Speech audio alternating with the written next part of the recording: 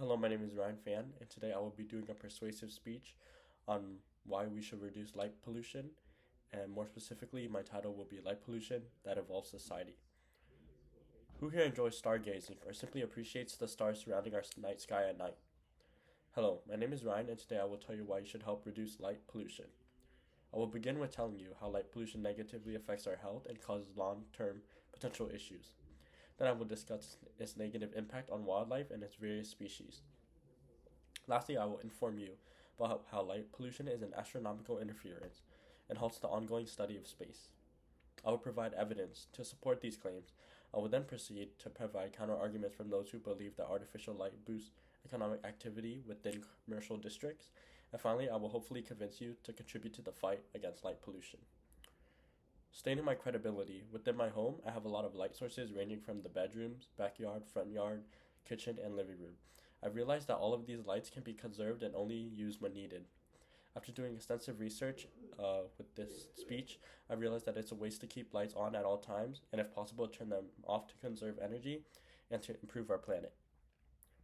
For my first point, I'll be going into the effect on human health. It disrupts our circadian rhythm, which states that it's our physical, mental, and behavioral changes that follow a 24-hour cycle.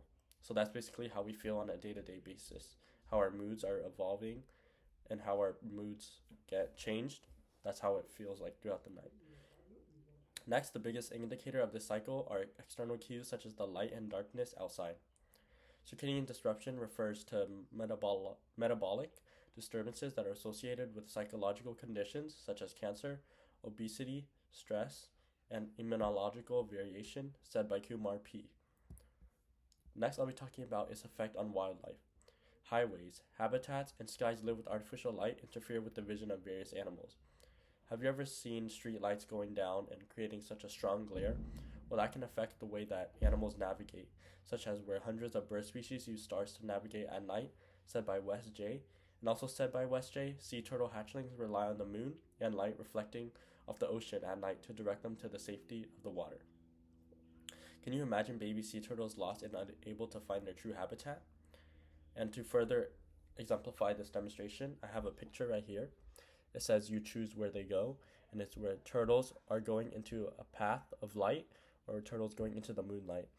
And this symbolizes how different lights can affect the wildlife of animals. For instance, the sea turtles going this way will most likely fail to live because they're going towards artificial light, rather these turtles going into the ocean following the natural light will continue to live and prosper. In addition, many zooplankton feed near the surface of water bodies at night, and at the bottom of ponds, lakes, and oceans by day-to-day avoid predation, also said by West J.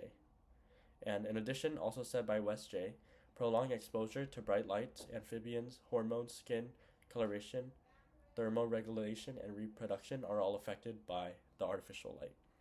These animals are simply trying to survive, but the loss of light from our night sky gives them another unnecessary barrier to cross. This proves that natural light can help to improve the life of many sea creatures, and with artificial light, it becomes another hazard. And in addition, I'll be talking about its effect on astronomical research. Just like fog, the artificial light washes out and obscures faint, fuzzy nebulae, galaxies, and even the stars that should be seen in the night sky. This artificial fog of light noise blocks/hides the sun rays that are so necessary to astronomy as well as the stars, said by Vandernaut E. And a telescope or any device for observation is hindered, which goes to show how observations aren't fully realistic due to these artificial lights. There's so much out there in space that us humans haven't yet discovered, and this pollution reduces the chances we see it from the Earth's floor. Next, I'll be stating some of the solutions. Simple things you can do is to slow light pollution, such as turning off the light when not in use, such as going to sleep or if you're not in the room. Recently, I've been trying to adapt this practice within my everyday life, so if I left the room, I would close the lights, or if I'm not using the extension cord, I'll turn it off. Use fewer lights when inside, just like I previously stated. Just using lights whenever you need can do a long way, even though it feels like it's doing nothing at that time. Keeping the blinds and drapes closed at night. I also believe in this because in the daytime I do open the window for natural light, but as soon as the nighttime comes, I close it and I'm able to use the light for its effectiveness. Four would be avoid driving at night. Avoid driving at night because the artificial lights can sometimes temper with your eyes, which can cause dangerous situations. And dimming the lights of your devices, as most devices have a feature where you can auto dim the brightness so it doesn't hurt your eyes as bad as it being fully bright. Said by Moxie.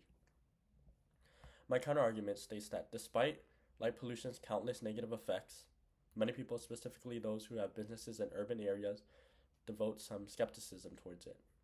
Many people agree that well lit urban areas attract more business and tourism, which leads to increases in economic activity. I would wanna I wanna exemplify this point more. Say you're on vacation and you're just traveling through a town and you see bright lights, you see nice stores. Of course you're gonna wanna go inside the stores and buy more things. And I believe that this point does make sense because it shows how economic activity can be inspired just by certain aspects that you would never think of, such as lights, because bright lights will attract more tourists. For my rebuttal, I do believe there's a validation to that argument, as businesses are important to our economy as well as in employees. However, there are some solutions that please both advocates for the end of light pollution and those who are in need of bright lights can appeal to tourists. LEDs and compact fluorescence helps reduce energy and protects the environment, but only warm colored bulbs should be used.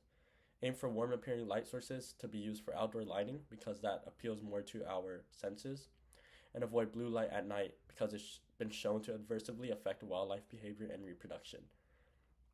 Blue light can not only affect our eyes, but also affects the way animals can see things as well. So as a hazard, always just use warm light instead of blue light. Said by Dark Sky staff. For my conclusion, over the past few minutes of time that you have given me and I've been able to talk for, I spoke to you about some problems that light pollution has created in terms of us humans, wildlife, and future research about space. I presented simple things and efficient manners that you can use to protect and practice to help reduce the future amount of light pollution on this earth, such as simply turning off lights when they aren't needed or dimming them at night. I followed up with an opposing view, but then provided some alternatives to make both sides of the argument come true. Overall, beyond its health risk and its effect on animals, I believe that it is important to conserve Earth's natural beauty, which consists of beautiful stars in our night sky.